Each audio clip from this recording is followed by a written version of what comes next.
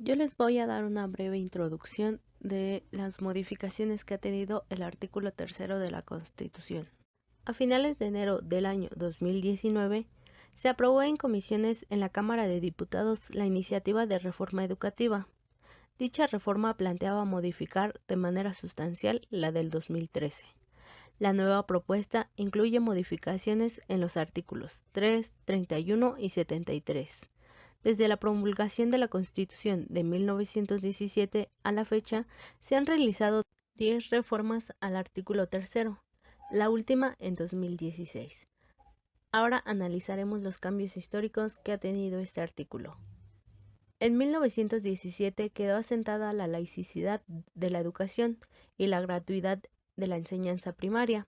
En la Reforma Constitucional de 1946, la obligatoriedad de la educación primaria y se establece que toda educación que imparta el Estado será gratuita. En la Reforma de 1980 aparece el concepto de la autonomía universitaria y la libertad de cátedra. En 1993 se estipula la obligatoriedad de la educación secundaria y se añade al texto constitucional que todo individuo tiene derecho a recibir educación. En 2002 se añade la obligatoriedad de la educación preescolar. En 2011 se agrega el respeto a los derechos humanos y en 2012 se incorpora la obligatoriedad de la educación media. Las modificaciones más grandes y que generaron los reclamos del magisterio se presentaron con la reforma del 2013. Dicha reforma se incorporaba al ingreso al servicio docente y la promoción mediante cursos de oposición. Además se introducía el concepto de educación de calidad, palabra que se repetía 5 veces en el texto, con base en el mejoramiento de los educandos. Las modificaciones que ha tenido el artículo 3 obedece a la coyuntura específica que vivía el país en cada momento. En 1917 era imposible garantizar la educación superior, algo que la actual propuesta sí contempla. Además, la iniciativa de reforma incorpora al texto constitucional el interés superior del niño y el enfoque de igualdad. Lo importante es fomentar el piso parejo para los estudiantes, reducir la desigualdad y que todos cuenten con oportunidades de movilidad social. Hay otras modificaciones como la abrogación de la fracción apartado D de la fracción 2 que menciona será de calidad con base en el mejoramiento constante y el máximo logro académico de los educandos, y que fue una de las controversias con la reforma del sexenio anterior, debido a que en el texto previo no se contemplaban a los maestros. Este es un cambio, pues, en la iniciativa propuesta se reconoce al maestro como un actor de transformación social. Otro punto de comparación sobre cómo se llegó a esta reforma, un contraste bastante grande, ya que la previa venía de un acuerdo entre las principales fuerzas políticas, pero que dejó de lado las peticiones de académicos y maestros. En contraparte, la iniciativa actual viene de un proceso que incluyó foros y audiencias públicas en las que participaron docentes, representantes sindicales, especialistas y académicos, entre otros. Aún falta que se discutan en el Pleno, así como incorporar las últimas modificaciones. Hay que darle seguimiento a lo que se discuta. Al final, lo más importante es que sea en provecho de una buena educación para los niños y los jóvenes del país. A continuación les hablaré sobre la educación inicial. Retomando lo presentado en la reforma del artículo 3 constitucional del sexenio del presidente Andrés Manuel López Obrador, queda de manifiesto que la educación inicial, preescolar, primaria y secundaria conforman la educación básica. Esta y la media superior serán obligatorias, volviendo así a la educación inicial como un derecho de la niñez, y será responsabilidad del Estado concientizar sobre su importancia. Ahora bien, cabe destacar que en la década de los 80 la educación inicial dejó de ser concebida a nivel mundial como una asistencia social para las madres trabajadoras, y sin en cambio adquirió un sentido más ampliamente educativo. A partir de entonces comenzó a ser impulsada en diversos encuentros internacionales para resaltar la necesidad que se tenía de garantizar los derechos de la infancia. Entre ellos, obviamente, se encontraba la educación inicial.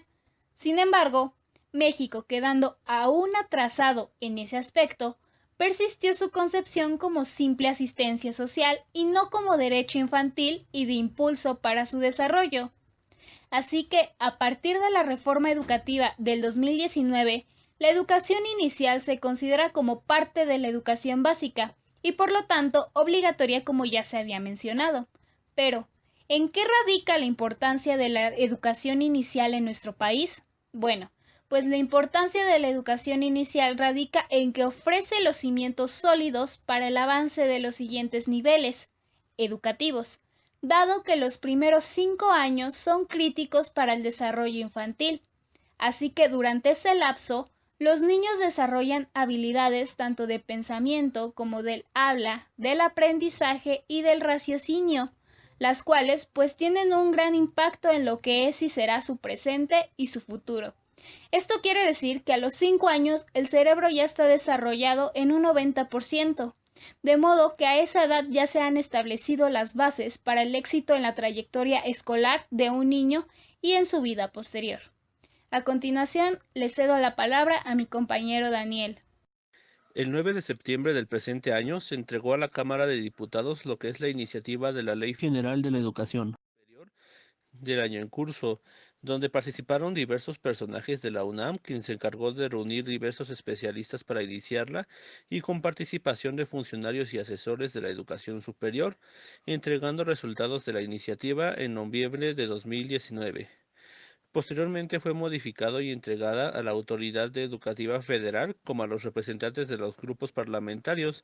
Luego se decidió la integración de una mesa redactora que sistematizaría las propuestas de los legisladores, obteniéndose así la versión que entregó el senador Rubén Rocha Moya del partido Morena en calidad de presidente de Comisión de la Educación del Senado. Esta iniciativa llama a llenar un vacío legal que existe desde 1941, cuando el entonces presidente Manuel Ávila Camacho promulgó la Ley Orgánica de la Educación Pública.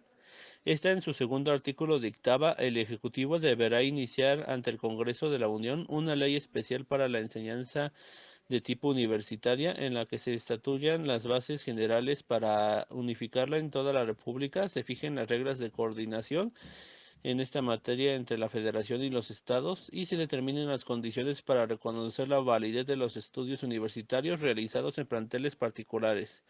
Pero este mandato fue ignorado completamente hasta 1978, cuando López Portillo presentó la Ley para la Coordinación de la Educación Superior. Sin embargo, poco duraría el gusto porque a inicios del 2000 empezó a caer en la obsolescencia, recomendándose su actualización previo a cada comicio electoral desde la fecha, o sea, 2006, 2012 y 2018, pero no fue hasta el actual sexenio que se le hizo caso a la petición. A continuación analizaremos algunos de los pros y contras de esta nueva ley.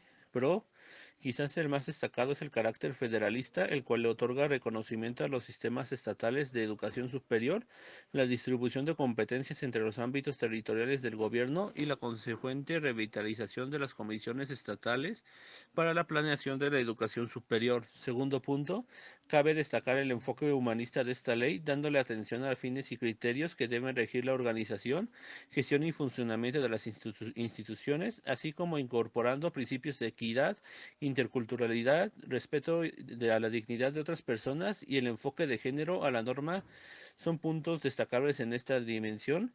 Cabe destacar que se da disposición al combate contra el acoso y violencia de género que tanto ha asolado la educación del país. Tercero, se reitera el respeto a la autonomía de las instituciones que gozan de ello. También se contemplan excepciones, así como obligaciones que comparte a la par de las instituciones públicas, como son la transparencia y rendición de cuentas. Finalmente, se reitera la obligatoriedad de la educación superior y su gratuidad, para lo que se crea un fondo federal. Contras. La más destacada es la escasa instrumentación de los medios para la participación social en el ámbito de la educación superior. Segundo, tampoco es muy claro sobre los procesos de evaluación y acreditación contemplados por la ley, mandando esto a futuro con la creación de un sistema que considerará estos aspectos. Tercero, no se aterrizan las sanciones en el rubro de los personajes que incurran a violaciones a la mencionada equidad, respeto y la no violencia de género. Solo se requiere a la institución que atienda dichos casos cuando se presenten. Cuarto, también es limitado ante los tipos de educación como la virtual o a distancia, que tanto están proliferando ante la pandemia del coronavirus. Y quinto, no se contempla la protección a docentes y estudiantes en el sector privado cuando se realiza la compra-venta que se presenta en este medio.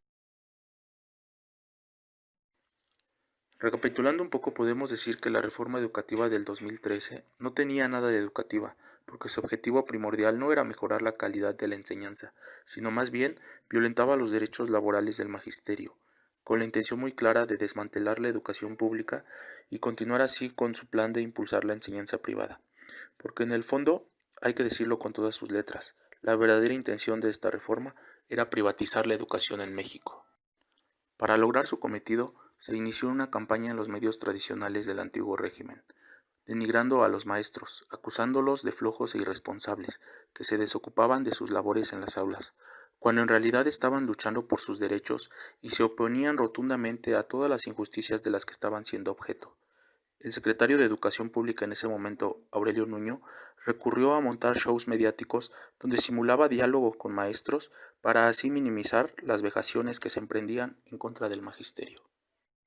Ante la incapacidad para mediar y resolver conflictos, se tuvo que hacer uso de la fuerza pública, para reprimir, desaparecer y matar a los maestros disidentes.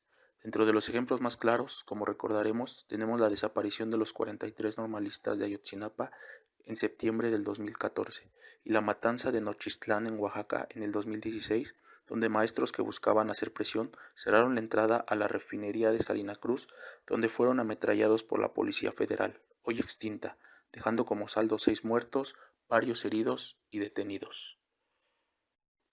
Afortunadamente, todas estas injusticias se terminaron con la llegada del presidente AMLO al poder, a diferencia del anterior gobierno, que estaba cerrado a diálogo porque cuidaba a toda costa sus intereses privatizadores. El presidente AMLO se sentó con los maestros para atender sus justas demandas y poder participar activamente en el desarrollo de la nueva reforma educativa. Otra acción inmediata que se emprendió fue la reapertura de las normales. Entre las más emblemáticas tenemos el Meche en Hidalgo, que es un símbolo del normalismo en la historia de México. Finalmente podemos decir que en la actualidad la educación pública se está apoyando como desde hace muchos años no se hacía. Esto queda demostrado con los diversos programas que ha emprendido el actual gobierno, como las becas Benito Juárez, que asciende a un monto total de 30,000 millones de pesos al año, ofertando más de 10 millones de becas a estudiantes de todos los niveles. También contamos con el programa La Escuela es Nuestra, donde se les otorgan recursos por hasta 500,000 pesos a cada escuela para que mejoren sus instalaciones. Este programa tiene un presupuesto otorgado de 21,000 millones de pesos al año. Y finalmente, las 100 universidades públicas que se esperan construir en este sexenio. Otro dato no menos relevante es la basificación de los maestros. Esto es decir, maestros que tenían inestabilidad laboral, que no gozaban de prestaciones ni mucho menos, ahorita se les está dando su base con todos los derechos laborales correspondientes. Hasta la fecha, en los 2 años de gobierno, van 250,000 maestros basificados y al final de sexenio se espera alcanzar a 1 millón.